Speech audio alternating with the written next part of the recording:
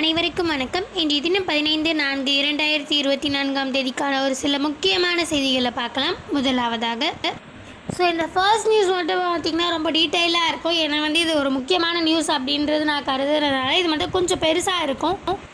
0 FIRs registered over killing of 2 Kuki-Zoo men, bodies yet to be returned அப்படின்ற தலைப்பில் கொடுத்துருக்காங்க. இந்த ஆர்டிக்கல்னு பார்த்திங்கன்னா உங்களுக்கு அந்த மேலே இருக்கிற 2 லைன்ஸ்லேயே தெரியும். லைக் அந்த 0 FIR அப்படின்றது ரெஜிஸ்டர் பண்ணியிருக்காங்க. 2 பேர் இறந்துட்டு குக்கீஸோ மென்ஸ் 2 பேர் எதிர்ச்சியாக ஒரு ஷூட்டிங்ஸ் ஃபயரிங்கில் இறந்துட்டாங்க அப்படின்றதுனால அவங்க மேலே 0 FIR போட்டிருக்காங்க. பட் நம்ம இந்த ஆர்டிக்கலை நம்ம முக்கியமாக தெரிஞ்சிக்க வேண்டியது, நம்ம எக்ஸாம் பாயிண்ட் ஆஃப் வியூலலாம் பார்த்திங்கன்னா இந்த FIR 0 FIRனால் என்ன, FIRனால் என்ன அப்படின்ற பற்றி தான் நம்ம தெரிஞ்சிக்க வேண்டியது அவசியமாக இருக்குது. ஸோ அதனால தான் நான் இந்த நியூஸ் எடுத்திருக்கேன். ஸோ இப்போ அதை பற்றி நம்ம தெரிஞ்சுக்கலாம். FIR அப்படின்றது என்னென்னு பார்த்திங்கன்னா நம்ம எல்லாருக்கும் தெரிஞ்ச மாதிரி ஃபர்ஸ்ட் இன்ஃபர்மேஷன் ரிப்போர்ட் அப்படின்றது தான். பட் ஆனால் இது எந்த ஒரு இந்தியன் IPC செக்ஷன்லையோ இல்லை CRPC செக்ஷன்லையோ இடம்பெறலை. பட் ஆனால் நம்மளுடைய போலீஸோட ரூல்ஸ் அண்ட் ரெகுலேஷன்ஸில் ஒரு முக்கியமான பங்கு வகிக்குதுன்னா அது இந்த FIR அப்படின்றது ரொம்ப முக்கியமான பங்கு வகிக்குது அப்படின்னு எல்லாருக்குமே தெரியும். ஸோ ஆனால் அதுக்கு அந்த FIR அப்ளை பண்ணுறதுக்கான ஒரு 3 கண்டிஷன்ஸ் மட்டும் நம்ம பார்க்கலாம். அதாவது ஒரு FIR நம்ம அப்ளை பண்ணணும் அப்படின்றதுனா அது என்னென்ன கண்டிஷனுக்கெலாம் ஒத்து வரணும் அப்படின்னு பார்த்திங்கன்னா அது ஒரு காக்னிசபிள் எஃபெக்டாக இருக்கணும் அப்படின்னு மென்ஷன் பண்ணியிருக்காங்க. அதாவது காக்னிசபிள் எஃபெக்ட் அப்படின்னா என்னென்னு பார்த்திங்கன்னா, அதாவது இப்போது அந்த ஏதோ ஒரு நடந்திருக்குன்னா அதை போலீஸாலே ஆக்ட் பண்ண முடியும். லைக் ஒரு விஷயம் தப்பாக நடந்திருக்குன்னா அந்த தப்பு பண்ணவங்கள உடனடியாக போலீஸ் அவங்க கண்ணில் பார்த்தாங்கனாலே அரெஸ்ட் பண்ணுற மாதிரியான ஒரு விஷயமா இருக்கணும். அது காக்னிசபிள் அப்படின்றது. நான் காக்னிசபிள்லாம் சப்போஸ் அவங்க தப்பே பண்ணியிருந்தாலும் சடனாக போலீஸ் அரெஸ்ட் பண்ண முடியாது. ஜட்ஜு தீர்ப்பு சொன்னால் மட்டும்தான் அவங்க அரெஸ்ட் பண்ண முடியும். ஸோ அந்த மாதிரியானது நான் காக்னிசபிள் அப்படின்னு சொல்கிறாங்க. ஸோ செகண்ட் ஒன் பார்த்திங்கன்னா FIR அப்படின்றது இந்த ஒரு பர்சன் ஃபர்ஸ்ட் அந்த ஒரு காக்னிசபிளான ரிப்போர்ட்டை எடுத்துகிட்டு போலீஸ்கிட்ட ஓரலாவோ இல்லை எழுதியோ கொடுக்கறது பேர் தான் FIR அப்படி எழுதி கொடுக்கறது. அந்த கண்டிஷன் ஒன்று இருக்குது. தேர்டு கண்டிஷன் பார்த்திங்கன்னா இதை அந்த போலீஸோட புக்கில் பார்த்திங்கன்னா லைக் அந்த பதிவு பண்ணவங்க FIR பதிவு பண்ணவங்க சைன் போடுற மாதிரியான ஒரு தேர்ட் 3 கண்டிஷன்ஸ். ஸோ இந்த 3 கண்டிஷன் இருந்தால் மட்டும்தான் அந்த FIR ஒரு வேல்யூபிளான FIR அப்படின்றது முதல்ல நம்ம தெரிஞ்சிக்க வேண்டியது அவசியமாக இருக்குது. ஸோ பட் ஆனால் இந்த மாதிரி FIRல நிறைய FIR இருக்குது. அதாவது இந்த 0 FIR, EFIR இந்த மாதிரி.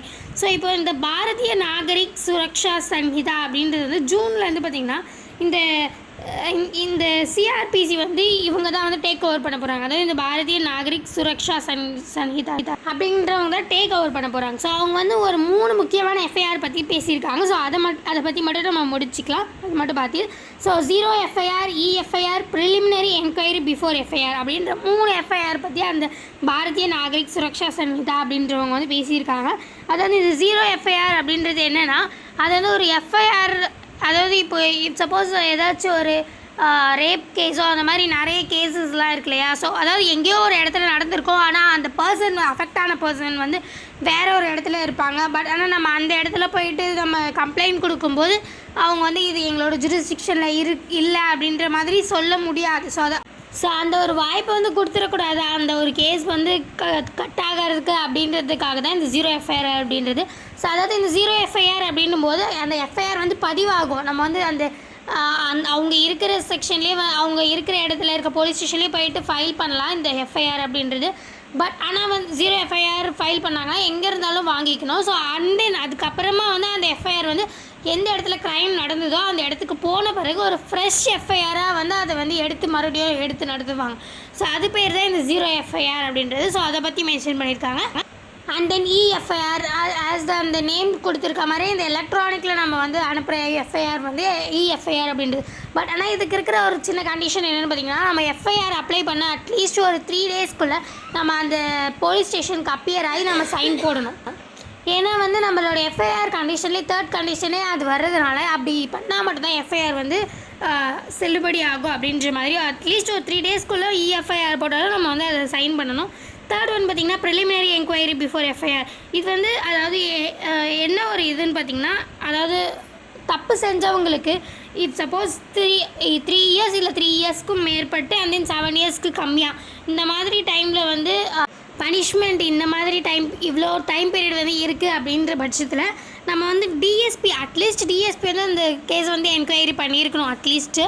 ஸோ அதுதான் வந்து இந்த ப்ரிலிமினரி என்கொயரி பிஃபோர் எஃப்ஐஆர் அப்படின்ற ஒரு தலைப்பில் மென்ஷன் பண்ணியிருக்காங்க. ஸோ இதை 3 பற்றின தான் வந்து இந்த பாரதிய நாகரிக் சுரக்ஷா சங்கீதா அப்படின்றவங்க இப்போது அப்கமிங் டேஸில் வந்து சார்ஜ் எடுத்துக்க போகிறவங்க வந்து இதை பற்றி பேசியிருக்காங்க. ஸோ அதனால் நான் இதை பற்றி ரொம்ப இம்பார்ட்டண்ட் அப்படின்னு கருதுறதுனால இவ்வளோ டீட்டெயிலாக சொன்னேன்.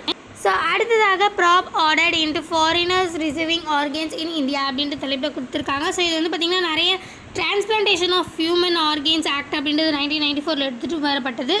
இது வந்து பார்த்திங்கன்னா நிறைய இந்த பிரெயின் ஸ்டெம் டெத்தாக இருக்கிறவங்க அண்ட் தென் வந்து நேச்சுரல் கார்டியாக் டெத், அதாவது இந்த பிரெயின் ஸ்டெம் டெத்தாக இருக்கிறவங்க வந்து பார்த்திங்கன்னா ஒரு லீகலாக ஒரு டெத் அப்படின்ற மாதிரி தான் நம்ம வச்சுருக்கோம். பட் ஆனால் வந்து அந்த ஒரு ஃபங்க்ஷன்ஸ் மூலயமா அந்த ஹார்ட்டுக்கு வந்து பவர் கொடுத்து லைக் மற்ற ஆர்கன்ஸ் பிரெயினை தவிர மற்ற எல்லா ஆர்கன்ஸையும் நம்ம வந்து புத்துணர்ச்சி தான் வச்சுட்ருப்போம்.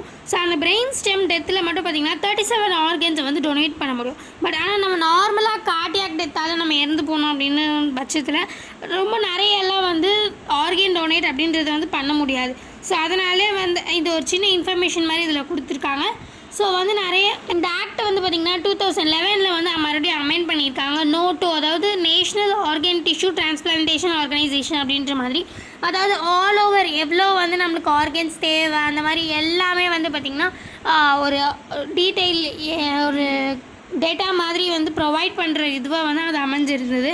ஸோ பட் ஆனால் வந்து 2018 வந்து பார்த்திங்கன்னா ஹார்ட்ஸ் பீட் ஃபார் ஃபாரினர்ஸ் அப்படின்ற மாதிரி ஒரு தலைப்பில் வந்து ஆர்டிக்கல்லாம் எழுதப்பட்டது. ஸோ இது வந்து பார்த்திங்கன்னா ஸோ அதுக்கப்புறம் இந்த ஆல்மோஸ்ட் 56% இந்த ஆர்கன் டொனேஷன் அதெல்லாம் வந்து ஃபார் டொமஸ்டிக் நம்மளோட கண்ட்ரிக்கே உள்ளே தான் வந்து நம்ம வந்து எடுத்துகிட்டு போகிறோம் அப்படின்ற நம்ம இங்கே வந்து ஷார்ட்டேஜ் இருக்கும்போது பட் ஆனால் ஃபாரினர்ஸ்க்கு வந்து நம்மளுடைய ஆர்கன்ஸ்லாம் போகிற மாதிரி இருந்துச்சு. ஸோ அதுக்கப்புறமா 56% அந்த மாதிரி வந்து நிறையவே மாற்றப்பட்டது.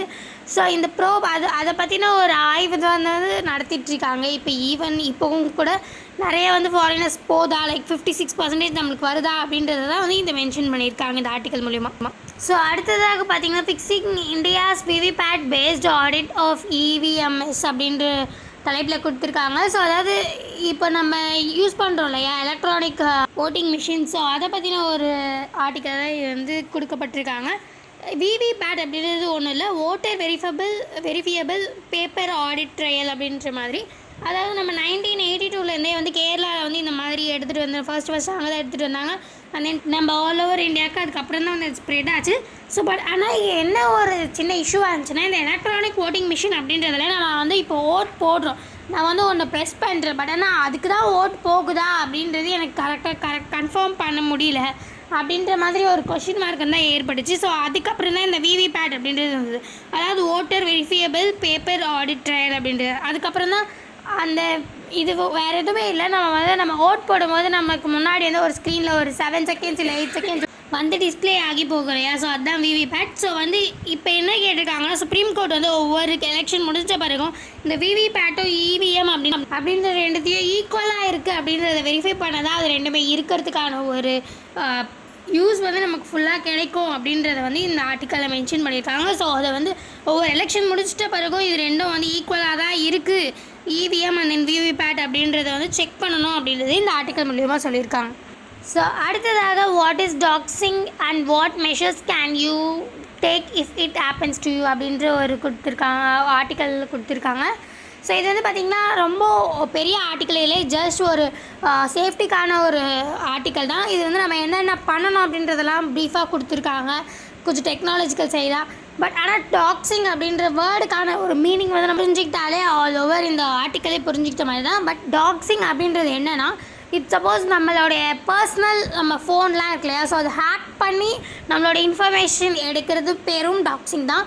அதே இது வந்து நம்மளுக்கு தெரிஞ்சவங்களுக்கு மட்டும் நம்ம சொல்லி அந்த பர்சன்ஸ்க்கு மூலயமா அது வந்து ஆல் ஓவர் சோஷியல் மீடியாவுக்கு அந்த மாதிரி போகும்போது அது பேரும் டாக்ஸிங் தான். ஸோ இந்த 2 விஷயத்துலேருந்து தப்பிச்சுக்கிறதுக்காக ஒரு சில விஷயங்கள் மெஷர்ஸை வந்து இதில் மென்ஷன் பண்ணியிருக்காங்க. ஸோ அது வந்து நம்மளுடைய சேஃப்டி மெஷர்ஸ்க்காக கொடுத்துருக்கிறது தான் இது. ஸோ அதனால் இது ஒரு சின்ன அவேர்னஸ் ஆர்டிக்கலாக தான் வந்து பார்க்கப்படுது. So finally we reach the end. மீண்டும் நாளை இந்த மாதிரி முக்கியமான செய்திகளோடு சந்திக்கலாம். இந்த வீடியோ உங்களுக்கு பிடிச்சிருந்தால் லைக் பண்ணுங்கள், மற்றவங்களுக்கு யூஸ்ஃபுல்லாக இருக்கணும்னு நினச்சிங்கன்னா ஷேர் பண்ணுங்கள், சப்ஸ்கிரைப் பண்ணுங்கள், பக்கத்தில் இருக்க பெல் ஐக்கானை கிளிக் பண்ணுங்கள். நன்றி, வணக்கம். மீண்டும் நாளை சந்திப்போம்.